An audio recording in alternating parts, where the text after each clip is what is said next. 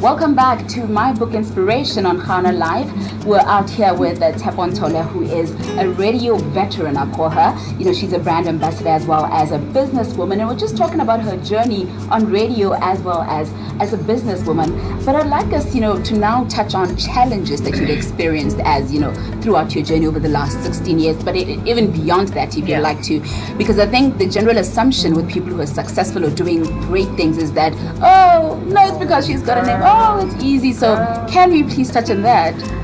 Challenges are part of the whole deal. And I think once you realize that, once you internalize that, once you come to terms with that, it becomes a little bit easier, Geez, I've been fired from radio. I've had biggest deals that I really wanted to go to somebody else, relationship challenges. And there's something about the 20s. And I think, sometimes I hope that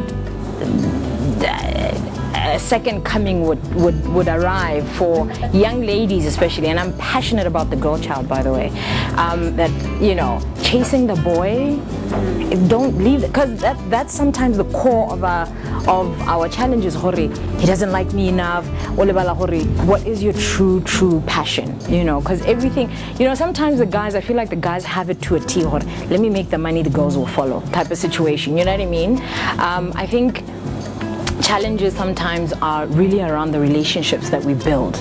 My friend divorced me, or this boy doesn't like me, and you always have family challenges as well. They're part of the deal. I think that's exactly what we need to instill. Financial challenges are also there sometimes because of this society where we're not raised in having a proper relationship with money. It always, it's a circle that you're running a rat race. So these are the kind of challenges that I've had to deal with. Financial challenges. I've had to deal with boy problems. I've had to deal with family problems. I've had to deal with business problems, work problems. But I think the one thing that I've personally realized is sometimes you call on your own thunderstorm. You invite it, and then when the rain comes, you start crying foul. And I changed my way of thinking. I changed, the way I interact with myself. I needed to start with myself. I'm not particularly a religious person. I'm a very spiritual person, and I had to have a conversation with myself. And this started, I think, around about 2012, because 2011, I had a really rough year where I had attacks. I was being attacked in the house. I got, it was a random year. That year? Yeah. Kuparunga ho hell. Please. I feel you. Yeah. So after that, I was forced to have a conversation with myself, and I had a really hard conversation with myself. And I think that's when things started turning around, and you realize these are things that are actually part of the package.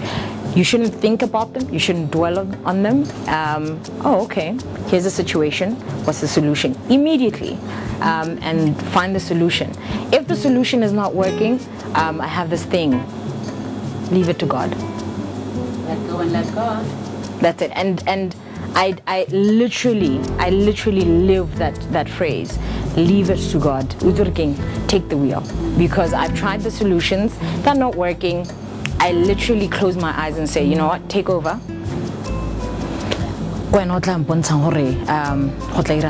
And it turns around, literally. It sounds cliche, it sounds like I'm talking things out of books, but it literally is the end all and be all, literally.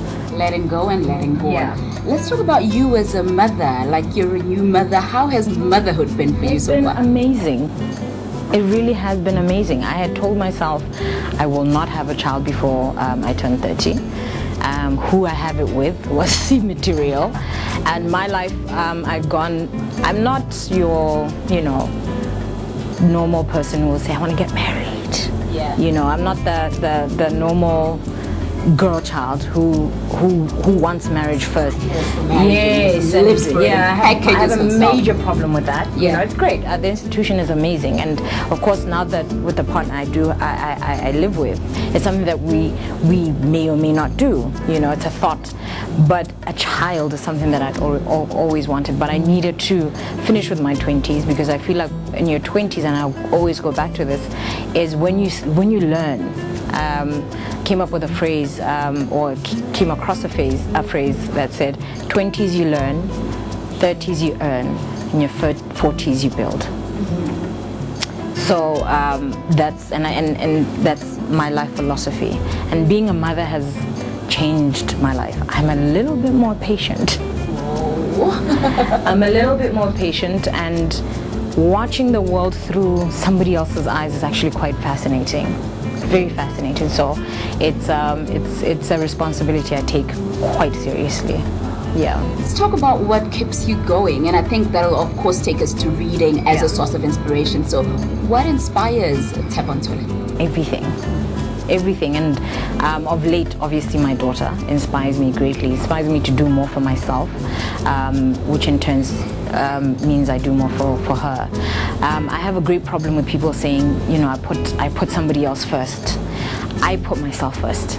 Sounds selfish, but for anybody that is near and dear to me, for them to be happy, I have to be happy first. And that's I think what pushes me every single day, to wake up, be grateful for the day, and just want to be happy and reach for that goal every single day. That's what pushes me. But everything inspires me.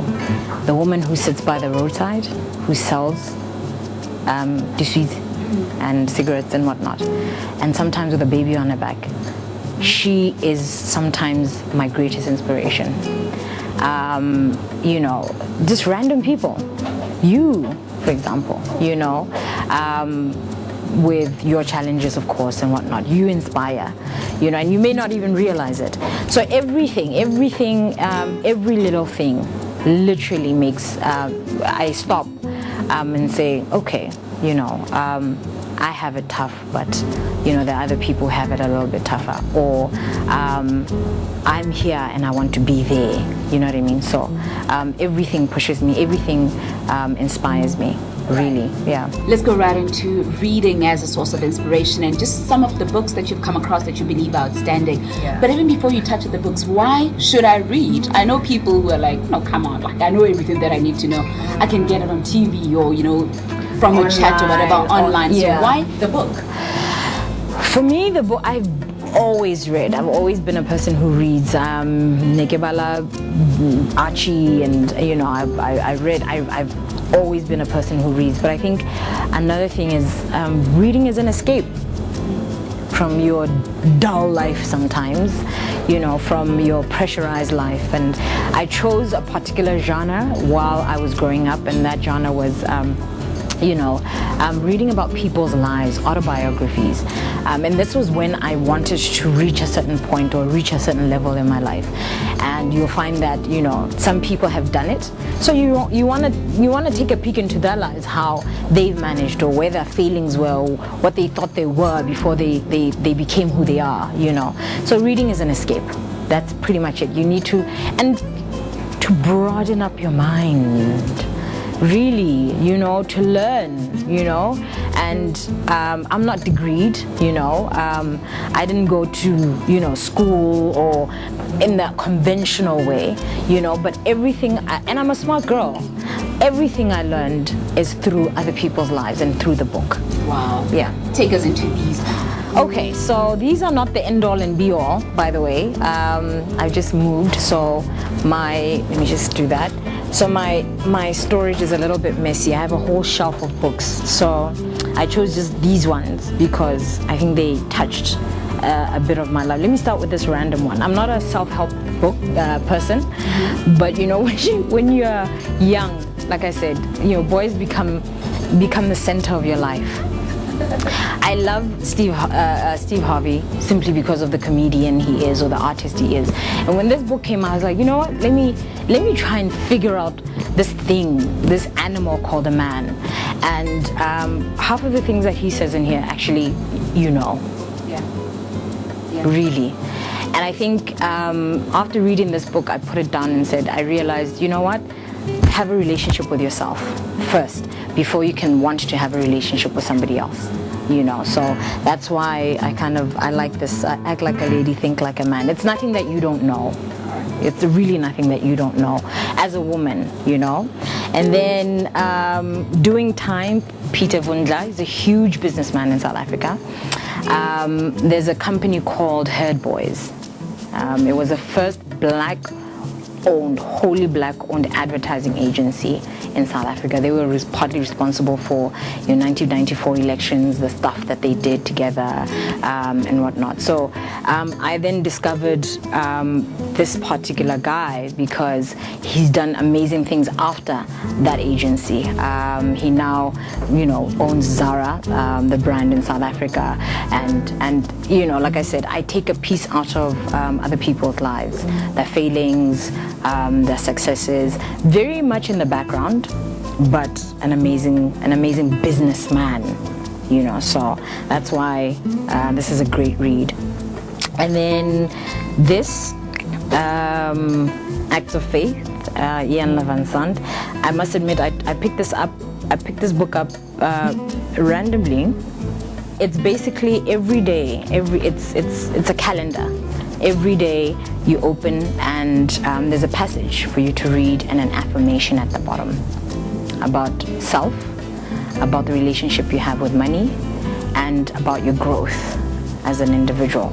And this is one of the most important books that I've ever picked up in my life. And it goes hand in hand with Coelho's book, The Alchemist.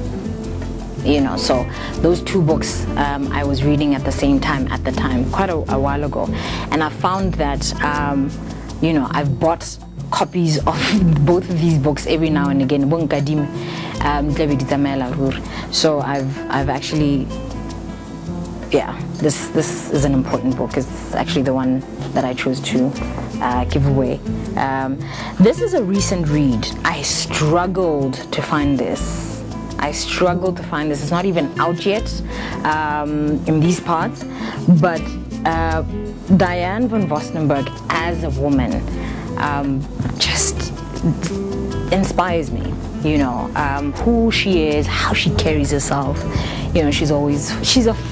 It feels like energy literally flows in and out through her with no struggle.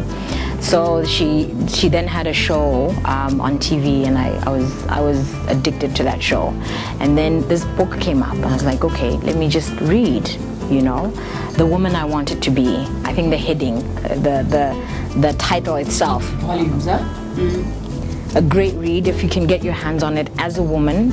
And after you read it, if you have a daughter, if you have a niece, give it to her.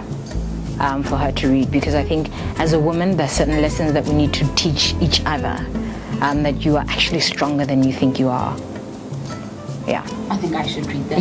I think you should read it. It's an amazing read. Read. Yeah. Wow, you certainly are well read, and I love how as you hear people talking about the books they've read, it sort of gives you insight, takes you into the person. That's how I feel right now about you. So you're obviously giving away one book to one Ghana Live viewer. So please let us know which book that is. Of course, this is it. It's one of those books that you need to be very, very open and allow yourself to heal if you're going through anything. And I wanted to take a little passage, if you don't mind. It says, buried deep in the earth are precious diamonds, and in order to get them, however, we must dig and dig deep. Once you get to the foundation rock, we must apply pressure to shape and mold the diamond. It is not the digging, it is the pressure that makes diamonds. Softness is what marshmallows are made of. Soft, sweet, easy to crumble, and under pressure, and no good for anyone. You are being challenged to decide what you want to be. Are you going to be a diamond or a marshmallow? I think I see a sparkle in your eye. The pressure is on. The healing has begun. May the glow of the sparkle in your eye bring light to the world. I salute you, and for you to honor your greatness. Oh, profound. Yeah, so I definitely I hope would be a diamond. Yeah. So for whoever reads this, and I think anybody else, go out and get it. It's an amazing read. I'll definitely go out and get it as well. Tshepo, thank you so much for having taken time out to chat with us on How to Life. You know, I love your calmness and so much wisdom that you've got to offer. Any last message that you'd like to leave with our viewers? I don't know. Just honor your greatness. Honor who you are. Have very deep conversations with yourself, and allow yourself to not worry. Don't worry.